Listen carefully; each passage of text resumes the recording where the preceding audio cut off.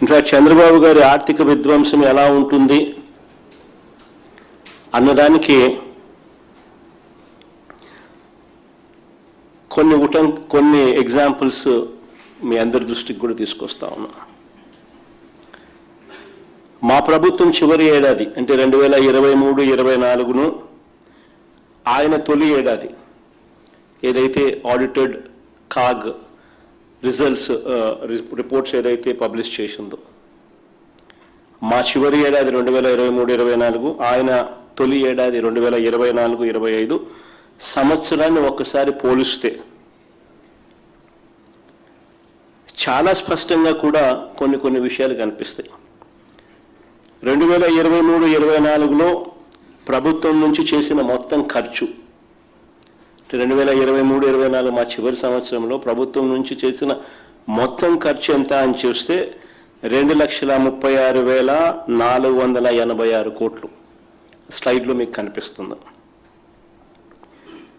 ఆ సంవత్సరం ప్రభుత్వానికి వచ్చిన రాబడులు అంటే అన్ని రకాల రాష్ట్రానికి సంబంధించిన రావాల్సిన వనరులు, అంటే ఒక అప్పులు తప్ప,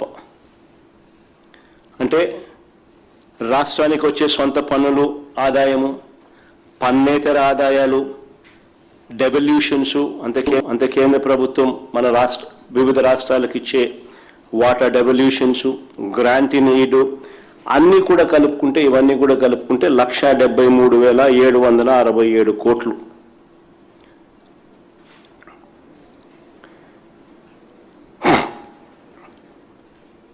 మా ప్రభుత్వం చివరి ఏడాదిలో రెవెన్యూ లోటు 38,682 కోట్లు, ద్రవ్య లోటు అంటే ఫిజికల్ డెఫిసిట్ అంటే అప్పులు 2023-24లో మా ప్రభుత్వం చేసిన అప్పులు ఫిజికల్ డెఫిసిట్ 62,719 కోట్లు కూడా మీ కంటికి కనిపిస్తుంది. ఒకసారి గమనించమని అడుగుతా ఉన్నాం. ఈ రెవెన్యూ లోటు, ఈ ద్రవ్య లోటు, ఈ రెవెన్యూ లోటు, ద్రవ్య లోటు అంటే అప్పులు చంద్రబాబు గారి కూటమి అధికారంలోకి వచ్చిన తర్వాత ఎంత దారుణంగా పెరిగాయో ఒక్కసారి చూడండి.